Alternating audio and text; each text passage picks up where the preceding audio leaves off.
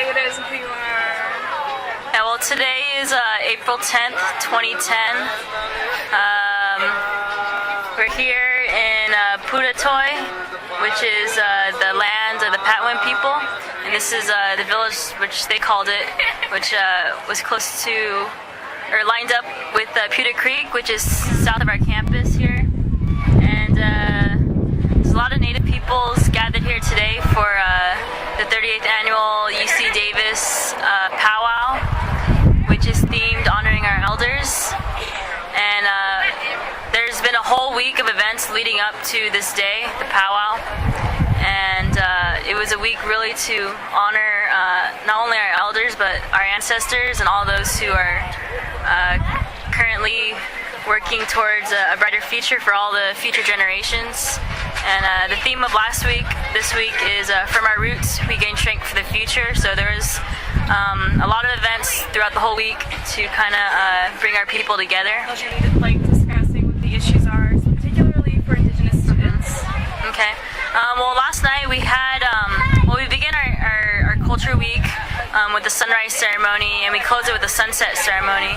And last night at our sunset ceremony, we are honoring our professor, Dr. Forbes. He's the founder of Native American Studies here at UC Davis, and he still volunteers a lot of his time to the students here. And one of the things that he was saying, not only in his talk last night, but in talks earlier in the fall and before, was how just certain things that we have to do as Native students for the next couple of years to make sure that we still have a strong presence within these institutions. But there is a pattern of neglect towards Native peoples here on these large campuses, because there's not a lot of Native students and there's not a lot of Native faculty, not a lot of Native staff just employed here at the universities. So it's very isolating when they expand almost every single year, when they construct a new building almost every single year, and it's not benefiting the Native peoples here. So one of the things that he was saying, that the chancellor, she really does need to, there does need to be like a sit-down discussion with the chancellor and the administration directly with the Native American students, so we could voice our demands, because within such a large group in the university, they'll try to pin us down to just a student of color, but it's much more than that. We've struggled for almost over 40 years here, when they first started allowing Native students here on campus, and now that 40 years later, the numbers just keep getting smaller and they drop. So there really needs to be some direct communication with the administration on how they're going to be helping out with recruitment and retention of Native students and our scholars. But it's also very difficult too, because there's not that much funding, or funding isn't being amped up for our Native American Studies department, only because the enrollment for Native American Studies majors, classes, that's not going up. It's just kind of going down. So their whole justification for funding isn't going to be helping us out, because they do it by numbers, and we don't see it as numbers. And it's just really difficult, having to be an Aggie at UC Davis and being a Native student. You get stuck within, the big pot of things. So I think it's really important that we try to, define ourselves within our own spaces and identities. But there's just really not that many Native spaces on campus where we could speak like this. And it's really interesting to me, like that.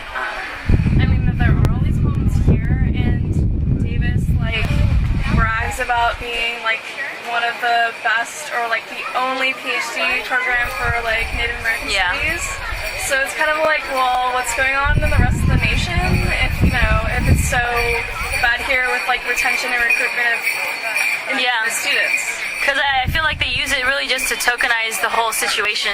Like last year, they'll put up a picture of a Native student during the culture days just to show, hey, yeah, we respect our Natives here on campus, but they don't respect us throughout the whole year, especially if they're going to be harboring, Native remains with the anthropology department.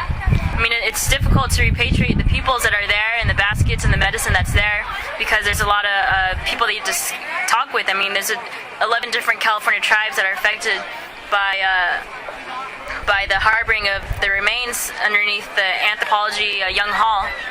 So I mean, there's that whole idea that we're still worthy of being specimens, but we're not worthy of they're not allowing our scholars to really blossom because it's just not being cultivated like say like the biological sciences up here where they just put you in like machines and everyone just gets out.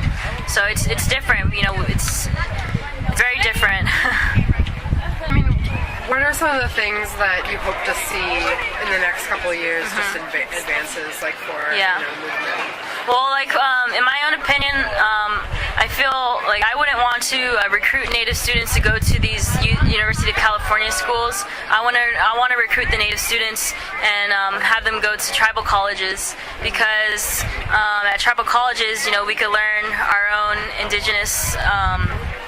Just our own ways of learning and thought and thinking, because when you come to these schools, it's almost like you have to reverse your thinking. You have to take some steps backwards just to get that grade, and we shouldn't be compromising ourselves inside just to impress these teachers or these professors.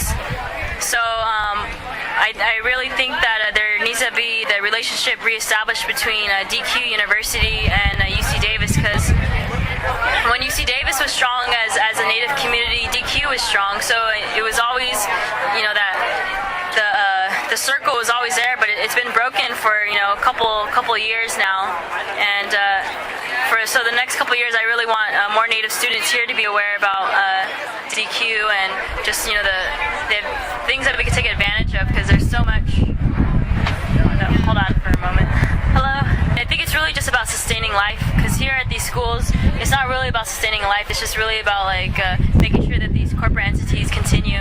But if we worry about sustaining life and just like our children, then just we have to keep it simple. And then if they just I don't know, I just really need to graduate so I could stop being enslaved by so much that's out here. It's taking up my time and my energy, and I really just want to devote my energy towards my people. And I see DQ as a solution to help serve my people, because a lot of things can be implemented out there, such as feeding our people, putting the gardens out there, and it's just really just creating that model so it could spread throughout all the tribal reservations and all the tribal nations and all the urban Indians everywhere. So, because I mean, it's all about we just gotta put the seeds in there and things will grow. Just gotta keep it simple.